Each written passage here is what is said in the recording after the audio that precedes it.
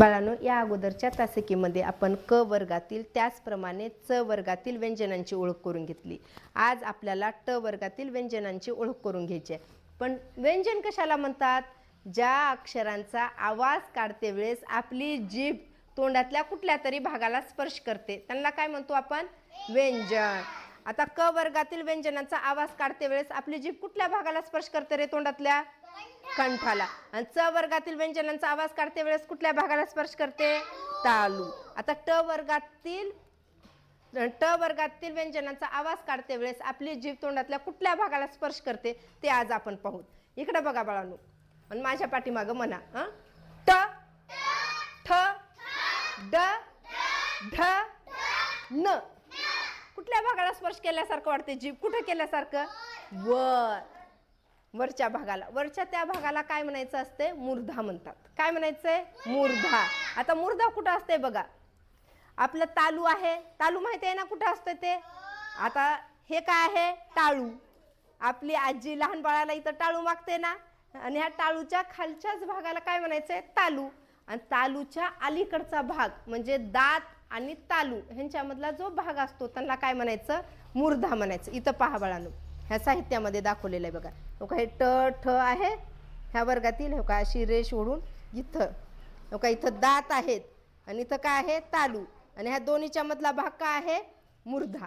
ह्या भागाला काय म्हणायचे? मूर्धा. आपली जीभ ह्याच भागाला स्पर्श करते आणि कोणत्या व्यंजनांचा आवाज निघतो मग? ट, ठ, ड, ढ, न ह्या व्यंजनांचा आवाज निघतो. आणि आपली जीभ कशी होते तिथं? अशी होती, थोडीशी वागते बघा. म्हणून बघा, ट वागते ना जीभ तिथं. जिभेचा शेंडा असं वाकल्यासारखा वाटतो. ट, ठ, ड होते ना. इकडं पहा बाळांनो, याचा आवाज आणखी एकदा काढा. ट, ठ, ड, ढ, न. आता ह्या सर्वच अक्षरांचा आवाज सारखा निघतोय का? नाही. ह्या न चा आवाज ह्यांच्यासारखा निघतोय का रे? नाही. ह्या न चा आवाज तोंडातून पण निघाल्यासारखं वाटतोय आणि नाकातून म्हणल्यासारखं. न कसं म्हणतो? न. म्हणून ह्याला काय म्हणायचंय? अनुनासिक.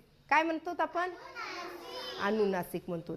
आता तुम्ही पाहिलात बघा, क वर्गातील अनुनासिक कोणतं आहे रे? आहे. पण यापासून एखादा तरी शब्द बनलेला आहे का? हो, बनलेला आहे. एकच शब्द बनलेला आहे, तो म्हणजे वाङ्मय. आता च वर्गातील अनुनासिक कोणतं आहे बाळांनो? त्यांचं नाव आहे न. पण यापासून एखादा तरी शब्द बनलेला आहे का? नाही. पण न वर्गातील अनुनासिकाचा शब्दामध्ये खूप वापर केलेला आहे. आता पहा, बाण या शब्दामध्ये कोणत्या अनुनासिकाचा वापर केलेला आहे प्रत्यक्षात? न.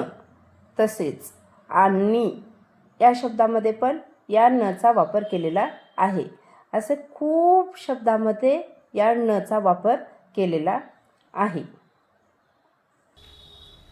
आता इथं पहा, हे शब्द वाचा बाळांनो.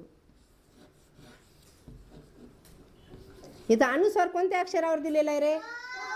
क च्या नंतर कोणतं आहे अक्षर? मग काय लिहिलेला? कंठ. आता इकडं पहा बाळांनो, हा शब्द वाचा.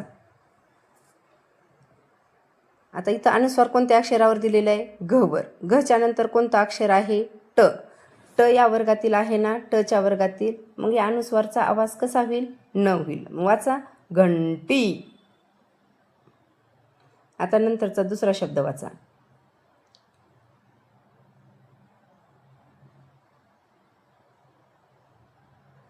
इथं अनुस्वार कशावर आहे? ब वर. ब अनुस्वारच्या नंतर कोणतं अक्षर आहे? ड. मग आवाज काय होईल? बंडू. बाळांनो, आता हे वाक्य वाचा. बंडूने.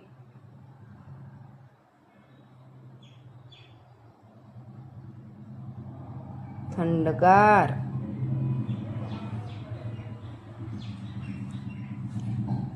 पाणी.